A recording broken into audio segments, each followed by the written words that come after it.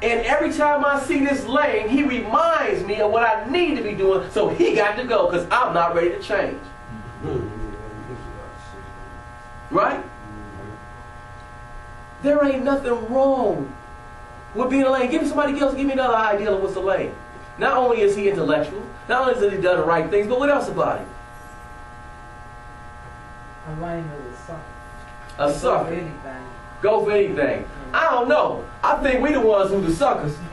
Because I went for everything.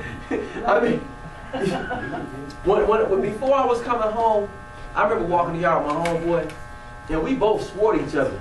And he gets out on the 26th. He just finished 18, maxed. Went in when he was 15 years old. Went in on a him or me situation. You know how it go. They come through the door. They think you him or me. But the only thing about it, his shot was so good that the court didn't believe it was him and me. Right between the eyes. One shot. Banged him out.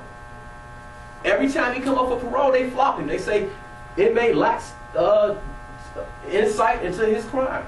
How many times can you say, and guess what? That was his man's. I know my dog hurting about that. He was. Not so much hurting about the fact that he had to kill him, but the fact that his own man was trying to stick him up. And he had to kill him. That was his man. Well, perception is what? Reality.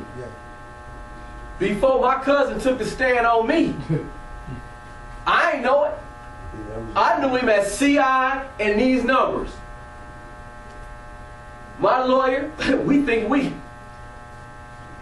I'm rolling up in court fresh to death, gaining up. I know I got this beat. They ain't got nothing. We're going to get this throughout. So the conspiracies get throughout. But the only thing that didn't get throughout was that video evidence and that audio evidence. Why?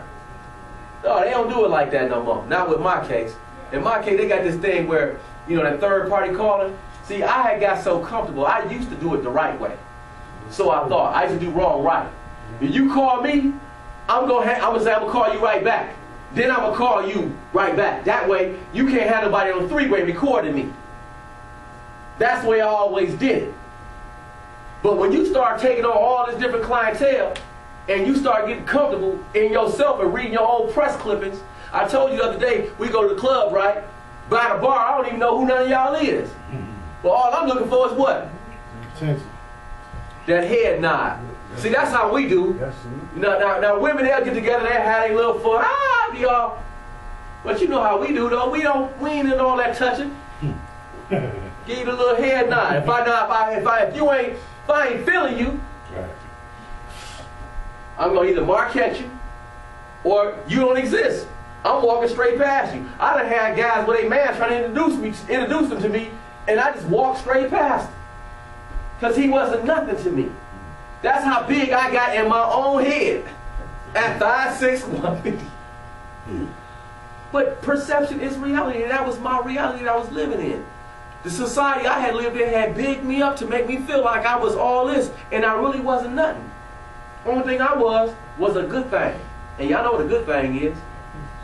Oh yeah, somebody you can get something from. All my little entourage, all my little homeboys, all that. What's that little animal that hang on to the shark? The shark will never eat him, but he always see him with the shark. And whatever the shark don't eat, they eat. That's what my crew was. My little homeboy, that's all they was. Did they love DJ? No. I told my wife like this. When I first came back to the city, I told her, I said, look, she interrupted one of my phone calls. Don't you ever in your life come between me and my dogs. Because they'll be here for me when you gone. Does that sound familiar to anybody in here?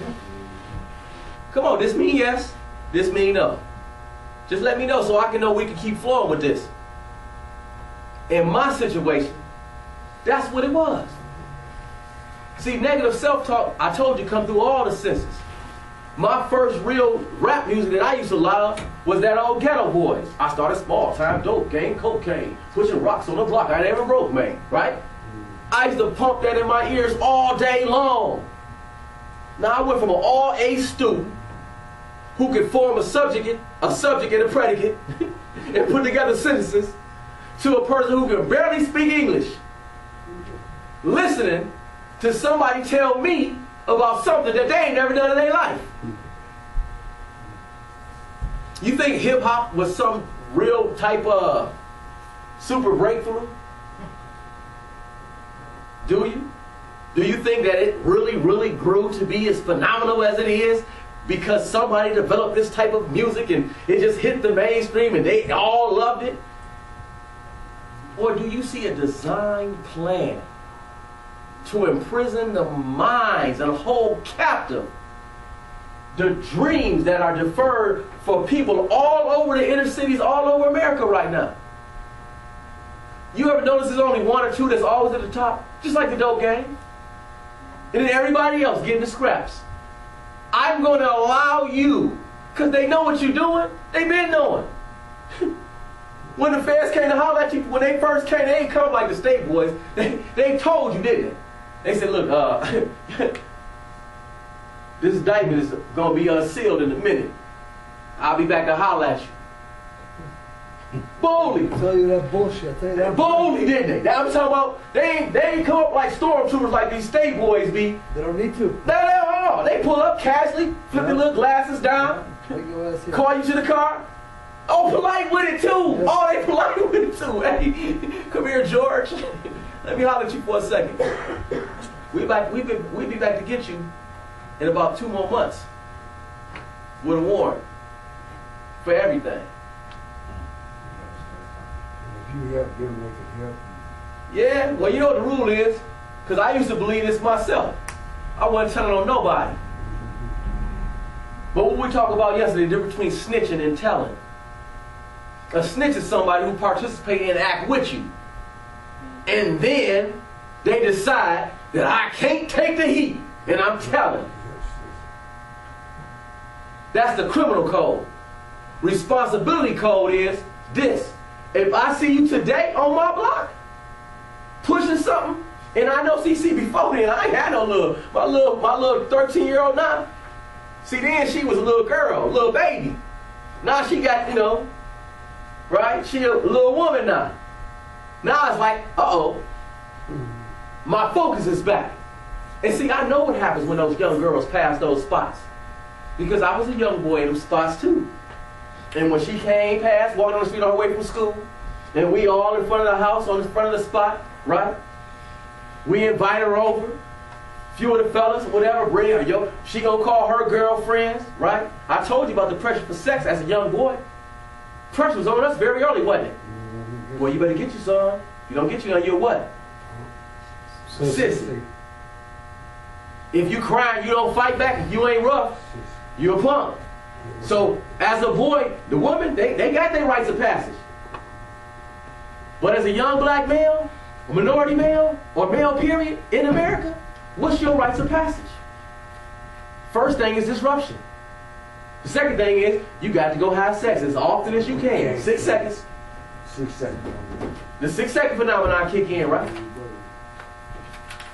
So here I am now with my daughter. Here I am with my daughter, walking down the street. I'm in my mind, and I'm thinking the same thing that them young 13-year-old boys thinking when I was 13-year-old. Not with mine. I'm going to see the difference between me and now is I'm going to walk up to you and tell you I'm telling you. Bruh, you're not going to lower the property value of my house. Okay. I invested in this. Now, here's the thing. Some of y'all will call that being a coward.